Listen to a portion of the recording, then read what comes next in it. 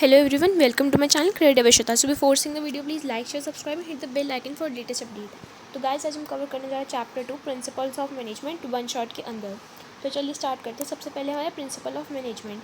Principle of management जो होते हैं वो एक ब्रॉड और जनरल गाइडेंस होता है मैनेजर की डिसीजन मेकिंग में, ठीक है। और जो मैनेजमेंट के प्रिंसिपल्स है वो रिजिड नहीं है जैसे प्रिंसिपल्स ऑफ साइंस होता है, मतलब कि ह्यूमन बिहेवियर के ऊपर ही वो बेस्ड अप होता है। अब हम बात करते हैं nature of principles of management कि नेचर ऑफ मैनेजमेंट जो है वो क्या क्या होता है। सबसे पहले है हमारा universally applicable general guidelines, principal practice and experimentation, flexible, behavioural, cause and effect relationship और कंटेंजेंट, ठीक है। तो सबसे पहले लेके करके देखते हैं यूनिवर्सली एप्लीकेबल कैसे है। जो प्रिंसिपल ऑफ मैनेजमेंट है वो यूनिवर्सली एप्लीकेबल कैसे है कि वो सारी ऑर्गेनाइजेशन में होता है, चाहे वो बिजनेस की हो, चाहे वो नॉन बिजनेस हो, चाहे वो छोटी हो, चाहे वो बड़ी हो, मतलब उसके नेचर ऑफ दी ऑर्गेनाइजेशन के ऊपर डिपेंड करता है। अब हम बात करें जनरल गाइडलाइंस की। जो जनरल गाइडलाइंस है वो प्रोवाइड नहीं करती स्टेट सोल्यूशन, बट क्योंकि जो बिज़नेस की सिचुएशंस है बहुत ज़्यादा कॉम्प्लेक्स और डायनामिक है, मतलब कि कोई भी उनकी जनरल सोल्यूशन नहीं होता, कोई भी स्ट्रेट सोल्यूशन नहीं होता उनकी, क्योंकि बिजनेस की जो सिचुएशन होती है, जैसे कि फॉर एग्जांपल अभी कोविड-19 आया था तो उसमें सारी जो बिज़नेस की प्रॉब्लम्स थी उनको अलग अलग वे से हमें सॉल्व करना था। तो ये होता है हमारे general guidelines. Form by practice and experimentation, उसके लिए बहुत ज़्यादा नॉलेज चाहिए, एक्सपेरिमेंट्स चाहिए और एक्सपीरियंस चाहिए।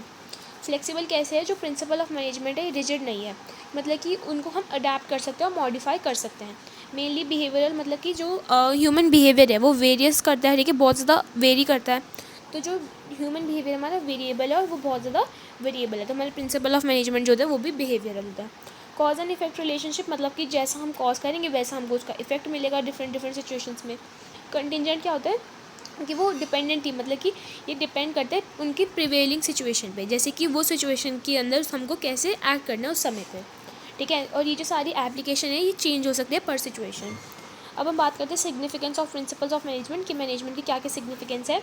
ये प्रोवाइड करता है managers with useful insights with reality, मतलब डेटा प्रोवाइड करता है रियलिटी के साथ। ऑप्टिमम यूटिलाइजेशन ऑफ रिसोर्सेज और effective administration, scientific decision, meeting changes environment, fulfil करता है सोशल रिस्पॉन्सिबिलिटी और मैनेजमेंट करता है ट्रेनिंग, एजुकेशन और research.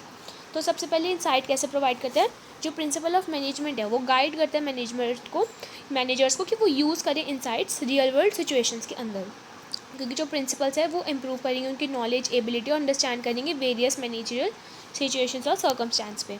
Optimum utilisation of resource का होता है कि हम रिसोर्स को ऐसा यूटिलाइजेशन करें ताकि हमें, मतलब कि एक टाइप से कि वेस्ट ना हो वो सारे जो रिसोर्सेज है। इफेक्टिव एडमिनिस्ट्रेशन का मतलब क्या होता है हमारा कि जो मैनेजमेंट एक ऐसे मैनेजर्स को इक्विप करे जो उसको कॉज और इफेक्ट उस डिसीजन का देख सके और वेस्टेज को रिड्यूस करे। साइंटिफिक डिसीजन क्या होता है कि वो facts, thoughtful, justifiable in terms of intended purpose के ऊपर बेस्ड हो।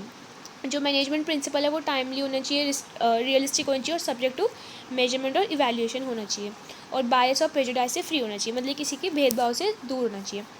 Meeting the changing environment requirements, मतलब कि जो एनवायरनमेंट है वो चेंज होता है, डायनामिक है बहुत ज़्यादा, तो हमें ऐसे उनकी जो है ऑर्गेनाइजेशन को अडेप्ट करना चाहिए उस एनवायरनमेंट के अंदर।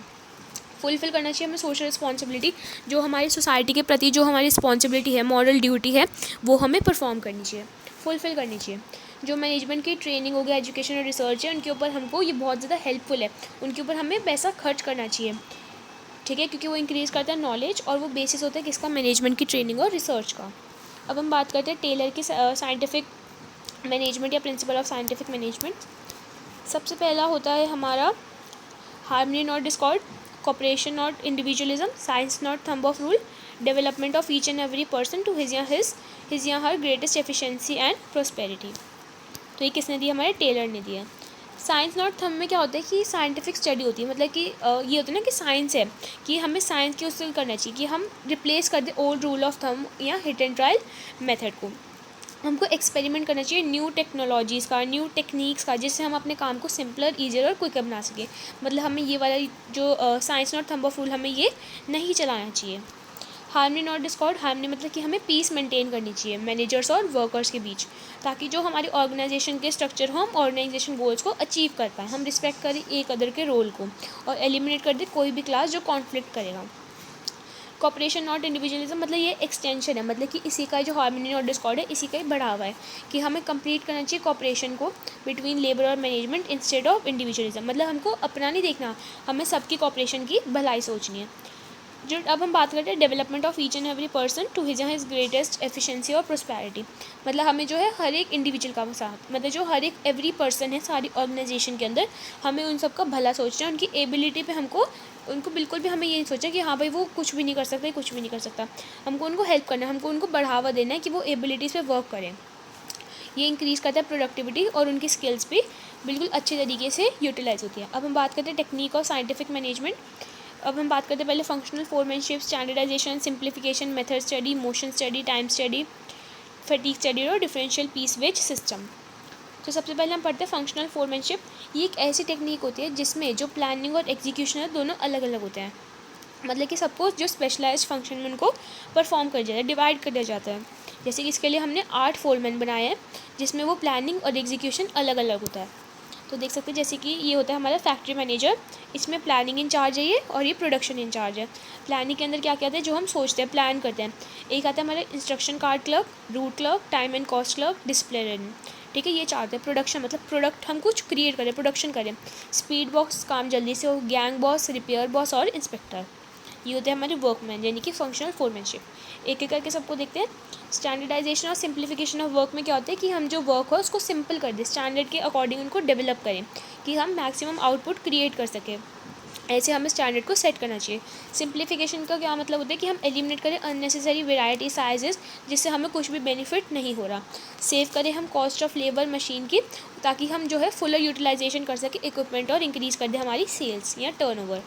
मेथड स्टडी क्या होता है कि हम एक ऐसा मतलब बेस्ट मेथड चूज़ करना है ऑफ डूइंग द जॉब ताकि हमें एफिशिएंसी जो हमारी है वो मैक्सिमाइज़ हो जाए। मोशन स्टडी क्या होता है कि हमें प्रोडक्टिव मूवमेंट्स करनी चाहिए, जैसे कि हमें आइडेंटिफाई करनी चाहिए और एलिमिनेट करनी चाहिए वेस्टफुल मूवमेंट्स को जो अननेसेसरी होती है, या कोई भी जो हमारा टाइम है लेस टाइम कर दी, जो हमारा टाइम ले जाती है कि हम जॉब एफिशिएंसी ना करें। टाइम स्टडी क्या होता है कि हमें उस काम को करने के लिए कितना ज़्यादा टाइम लग रहा है, कि ऑब्जेक्ट ऑफ टाइम स्टडी है कि number of workers to be employed, frame suitable और इंसेंटिव, और डिटरमाइन करें हम लेबर कॉस्ट कि मतलब कितना टाइम लग रहा है स्टैंडर्ड टाइम कि उस काम को करने के लिए।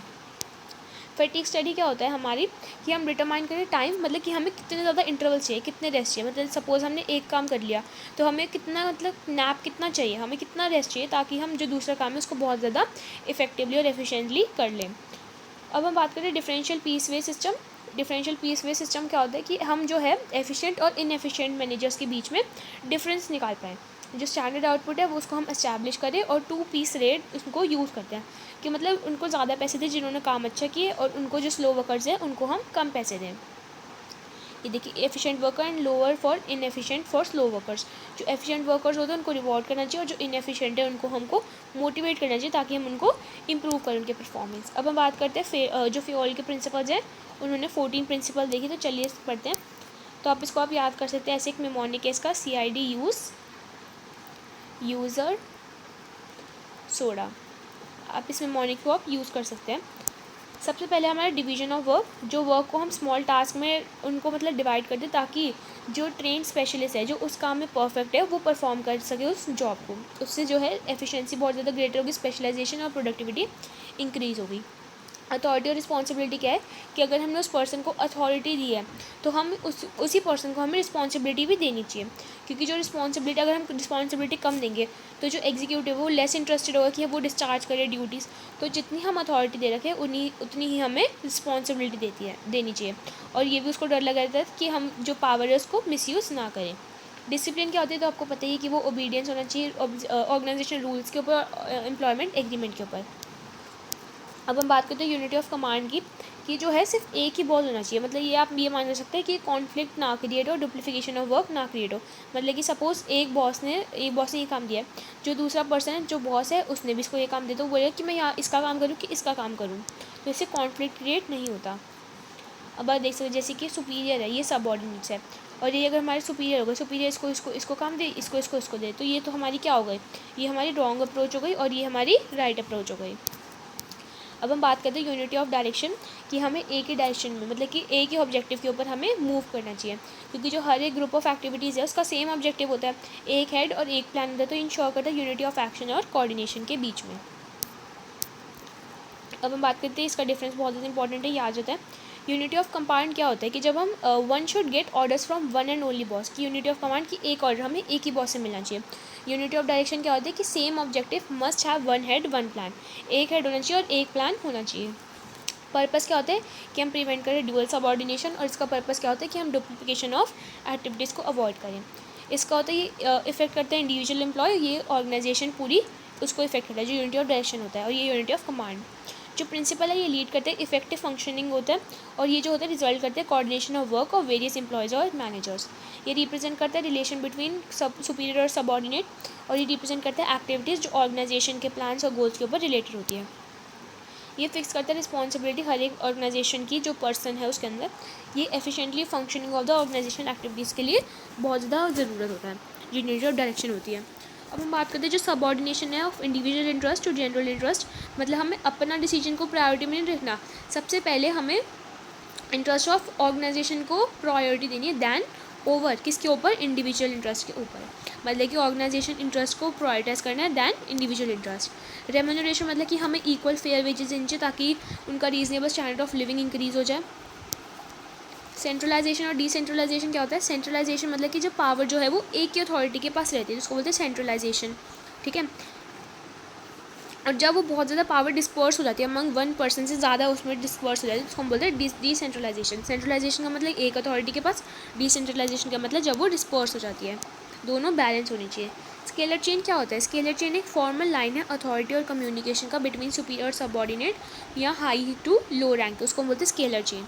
अगर बहुत ज़्यादा इमरजेंसी होती है कि मतलब एम्प्लॉय को ए से जी तक पहुँचाना है, तो वो क्या करेगा, एक सबसे पहले एक इमरजेंसी एम्प्लॉय अगर चाहिए होता है इन केस ऑफ इमरजेंसी, तो एम्प्लॉय जो है सेम लेवल के, जैसे कि इसको भेजना है, तो ये होता है हमारी गैंग प्लान।